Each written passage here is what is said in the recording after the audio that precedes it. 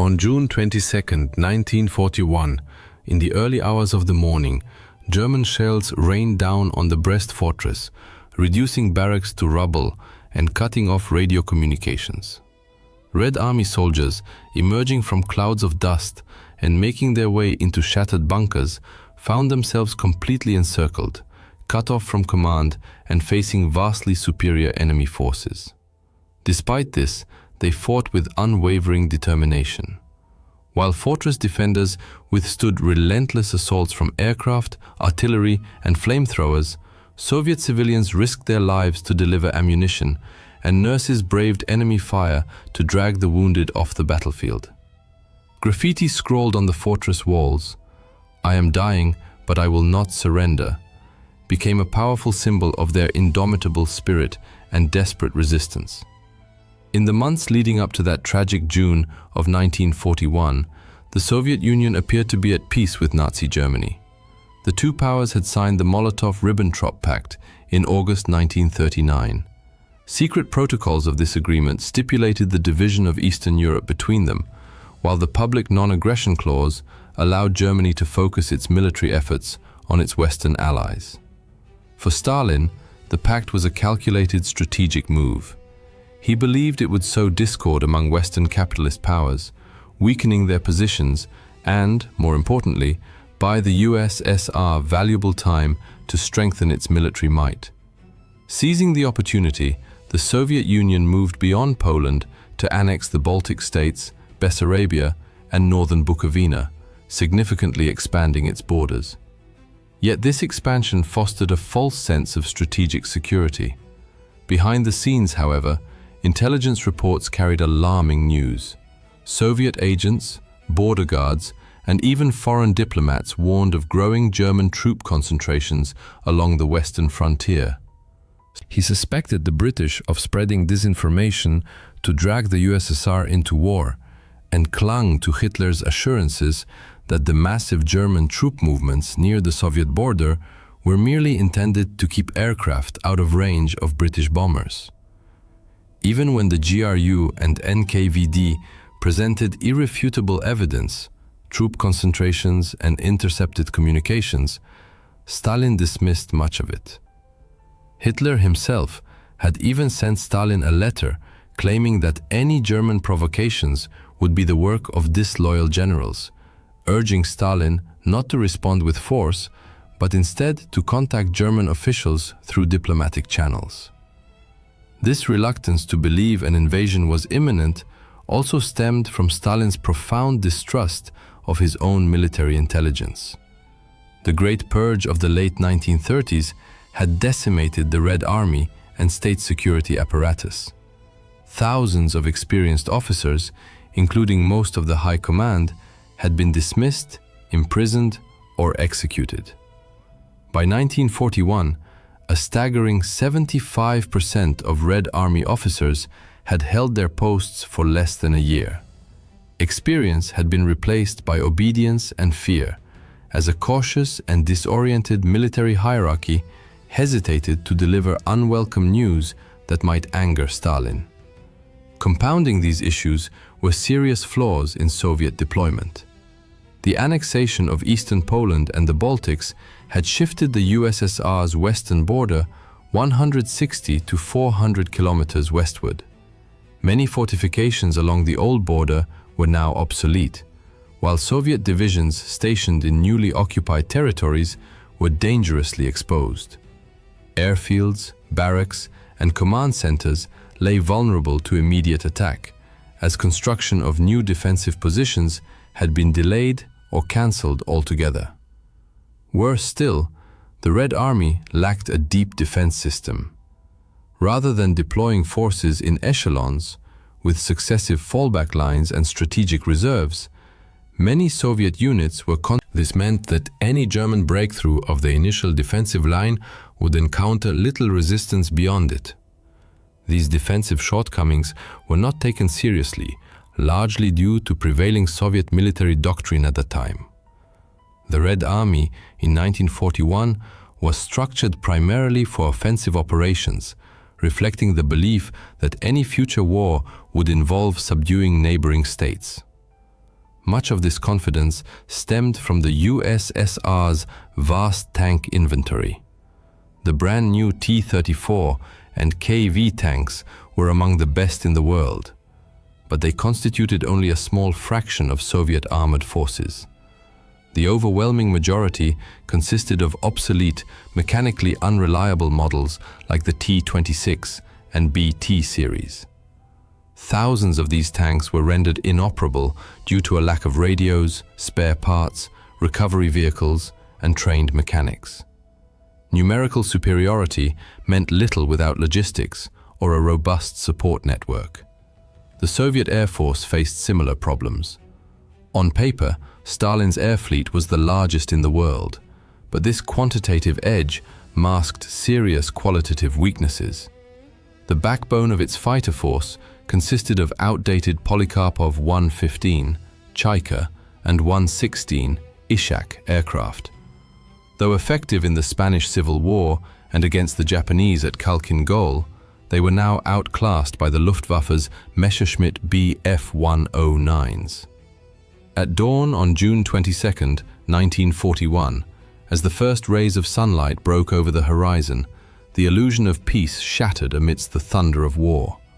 Without warning, across a staggering 2,900-kilometer front, the Wehrmacht unleashed its full might against Soviet positions.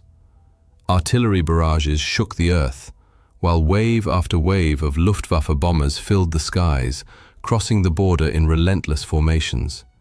Airfields, barracks, and supply. On that fateful day, the Soviet Air Force suffered catastrophic losses. Between 1,800 and 2,000 aircraft destroyed, many while still on the ground, never given a chance to take off. One pilot later recalled, "I pulled back the tent flap and saw planes with German crosses strafing our tents. Everyone rushed out and saw the dead and wounded in the neighboring tents. I threw on my flight suit, grabbed my logbook, and ran toward the hangar. The alert aircraft, neatly lined up, were already burning. The Red Army was caught completely off guard. Border units, lacking proper preparation or retreat plans, became easy prey. Communications collapsed within the first hours, leaving headquarters scrambling to grasp the situation, let alone respond effectively. Entire divisions lost command or were encircled before they could even assemble. In the Kremlin, an ominous silence reigned. For nearly half a day, Stalin issued no official orders. Despite numerous warnings, his anti-capitalist paranoia, skillfully exploited by Hitler, led him to believe reports of German attacks were provocations designed to sabotage the Molotov-Ribbentrop Pact. On the front lines, initiative among officers was paralyzed. Years of purges had left the officer corps cautious and fragmented, unwilling to act without explicit directives from above. As the invasion deepened into Soviet territory, commanders faced an agonizing dilemma: resist or wait for confirmation. General Rodion Malinovsky later recalled asking, "Can we open fire if the enemy invades our territory?" The reply, "Do not succumb to provocations and do not open fire." Yet even amid the chaos, pockets of Soviet resistance flared.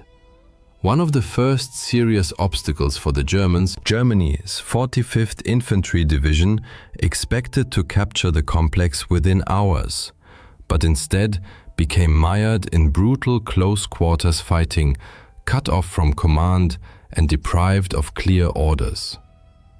The fortress defenders, turning its ruins into a labyrinth of improvised strongpoints, were joined by nurses and civilians. With no hope of reinforcement, they heroically held out for 8 days against artillery, flamethrowers, and airstrikes. Further north, in Lithuania, the Soviet 2nd Tank Division launched a desperate counterattack against the German 6th Panzer Division east of Raseiniai. Most Soviet tanks were quickly destroyed, but some heavy KV-2s inflicted significant damage on lighter German panzers. In one notable episode, a single KV-2 cut off a critical German supply route, holding it for nearly 2 days. Its crew withstood everything, from anti-tank guns and artillery to satchel charges, before the tank was finally disabled. Though isolated, this action proved that, when properly employed, Soviet armor could outmatch the Germans tactically. Back in the Kremlin, the silence persisted. For hours after the invasion began, no official directives were issued. Stalin, overwhelmed by indecision, remained convinced the massive assault was merely a provocation by rogue German generals.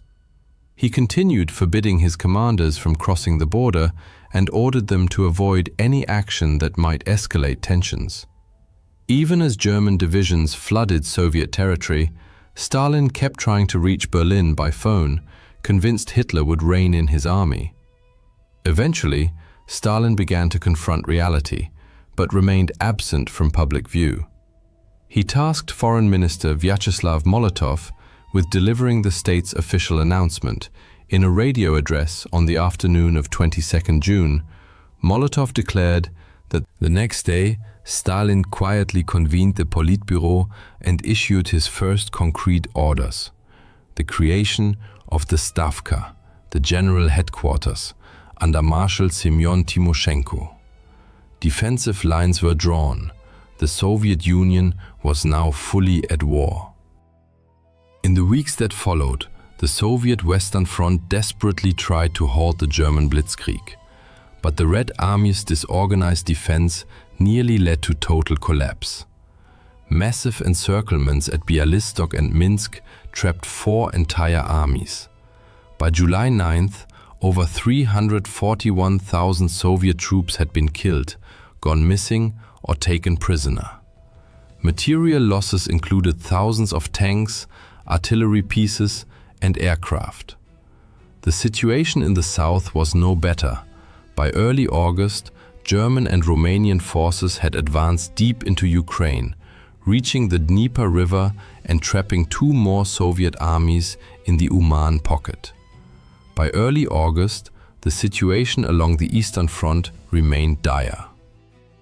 Behind the front lines, where the Luftwaffe reigned supreme, Soviet infrastructure suffered relentless bombardment. Factories, supply depots, and critical transportation hubs were devastated by continuous air raids. The few surviving rail lines became clogged with retreating troops, streams of refugees, and broken down equipment, creating unimaginable chaos. Ammunition depots and airfields under enemy fire had to be abandoned in haste. The scale of the catastrophe forced the Soviet state to launch an unprecedented emergency operation. Key industrial plants were dismantled and evacuated eastward by rail. Even under constant German air attacks, the Soviets managed to relocate their industry beyond the reach of advancing troops. The increased distance from the front lines gave Soviet factories the breathing room needed to ramp up production of vital war material, ammunition, vehicles, and aircraft. In the Kremlin, Soviet leadership gradually, after 10 days of public silence, Stalin finally addressed the nation by radio on the 3rd of July. Gone was the language of diplomacy. Abandoning his formal tone as General Secretary, he called on citizens to defend the motherland, form partisan detachments behind enemy lines, and prepare for a long, brutal war. A month later, Stalin quietly assumed the role of Supreme Commander-in-Chief. As the Red Army began achieving more successes on the battlefield, Stalin's public profile grew. As Supreme Commander, he placed the defense of the entire USSR squarely on his shoulders. By mid-July, the Red Army was exhausted and bleeding, but not broken. As German forces advanced toward Moscow, the Soviets managed to stabilize the front enough to halt their advance near Smolensk. From early July, Marshal Timoshenko threw every available resource into stopping the German breakthrough. By month's end, Army Group Center succeeded in encircling the city and several Soviet field armies, but at a heavy cost. Not only did significant numbers of troops from the 19th and 20th armies break through back to Soviet lines, but the delay disrupted the German timetable for Operation Barbarossa, further straining their already fragile logistics. By late August, the Red Army was ready to strike back. West of Smolensk, Soviet forces under General Georgy Zhukov launched a successful counteroffensive near the town of Yelnya. Though costly and of limited strategic value, the operation provided a crucial morale boost. It marked the first time Soviet troops had forced the Germans into retreat.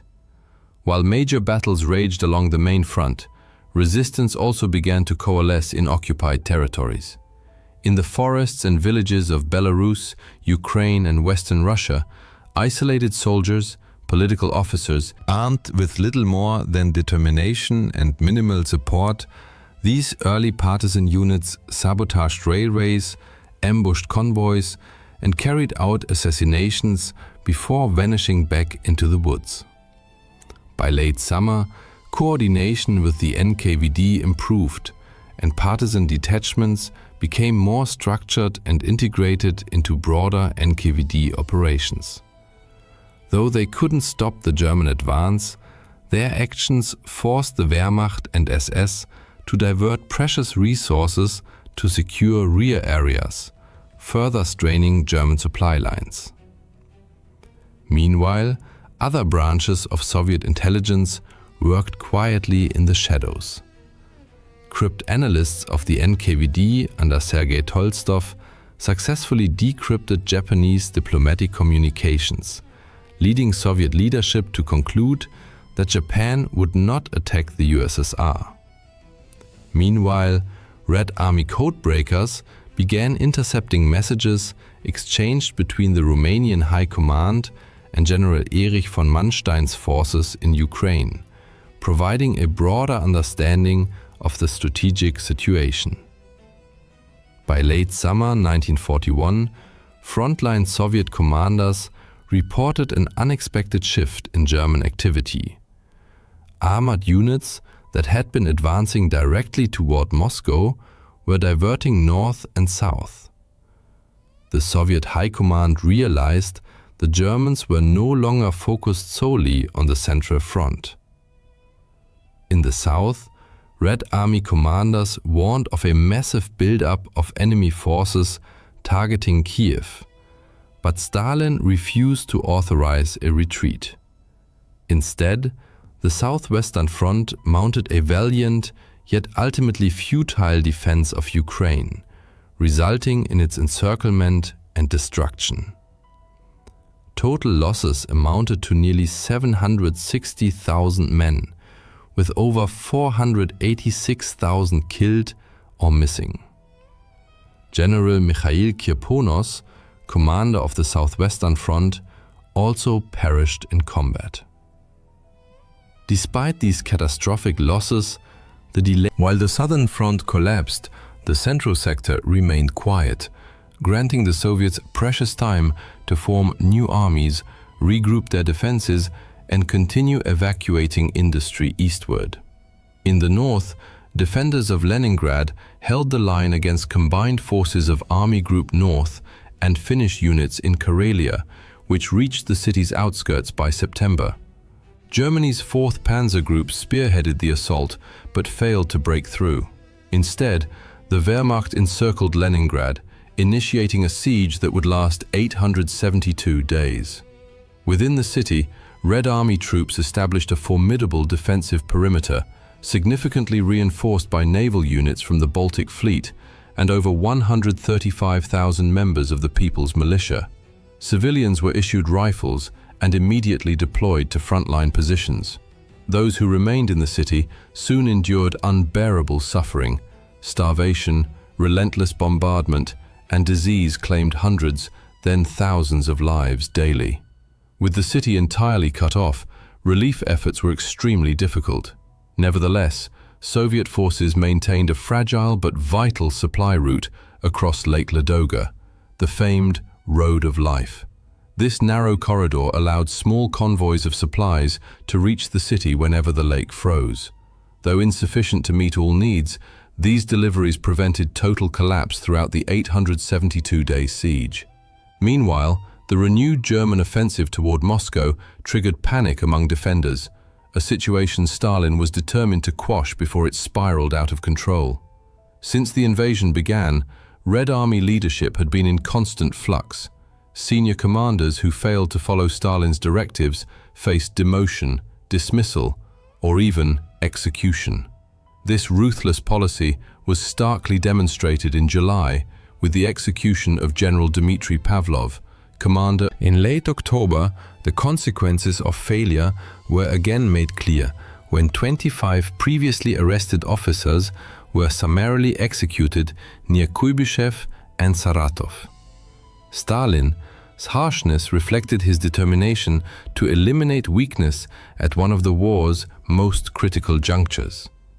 The Stavka could not afford incompetent leadership. Delays on the Central Front gave Moscow's reinforced defenses time to form new armies, reorganize logistics, and dig extensive defensive lines around the capital. Stalin appointed General Georgy Zhukov to oversee the city's defense, while hundreds of thousands of reservists and recruits were mobilized nationwide. Several divisions from the Far East were redeployed to bolster the front, though most units defending Moscow were newly formed, reconstituted, or drawn from existing reserves. By early autumn, the Red Army around Moscow was no longer fragmented and reactive. It was dug in, reinforced, and preparing for the coming battle. During these tense months, the changing seasons added new pressure.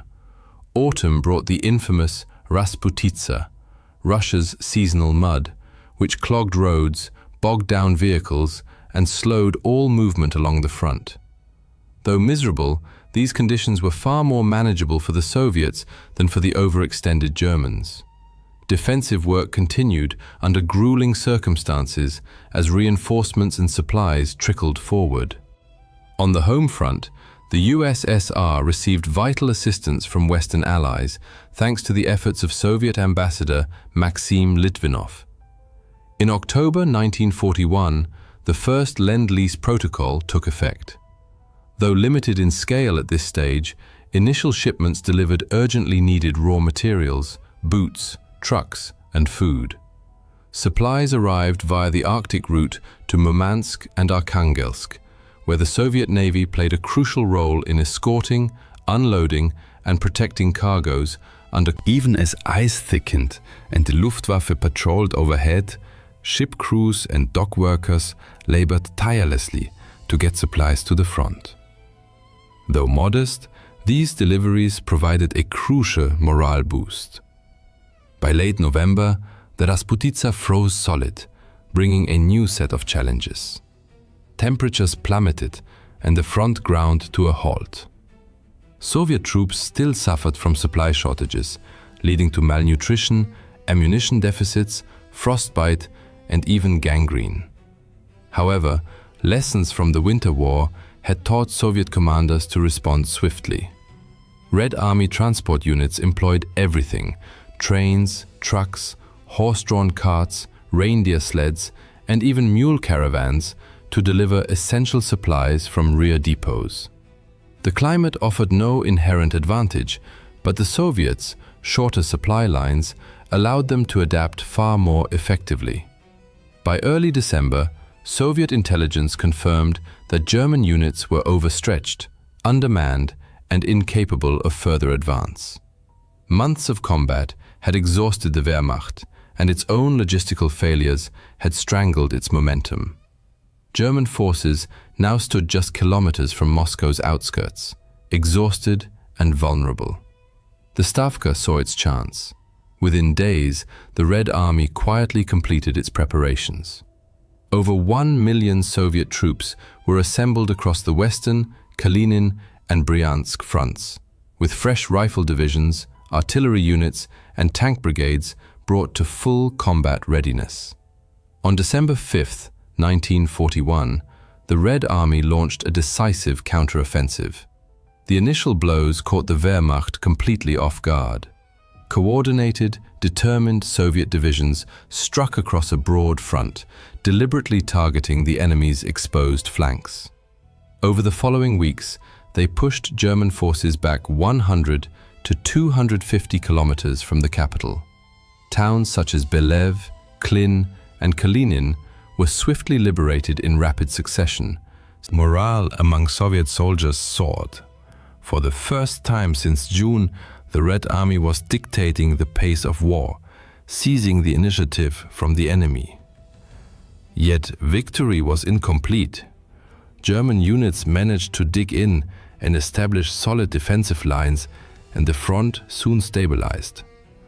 Nevertheless, the psychological shift was immense. Moscow had been saved from imminent capture. The myth of German invincibility, so carefully cultivated, was shattered. Within the Soviet Union, this triumph became a powerful unifying force, rallying the population against a common threat. Propaganda portrayed the defense of Moscow as irrefutable proof of the Soviet people's extraordinary resilience and Stalin's strategic genius. In reality, it was a brutal, improvised campaign paid for with staggering bloodshed.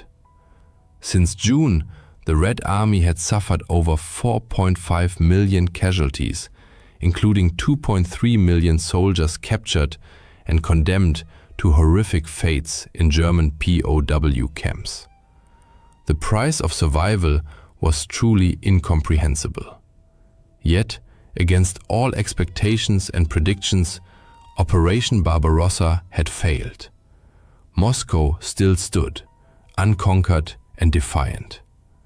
The Red Army, having withstood the fiercest onslaught in modern history, had weathered the storm and altered the course of the war.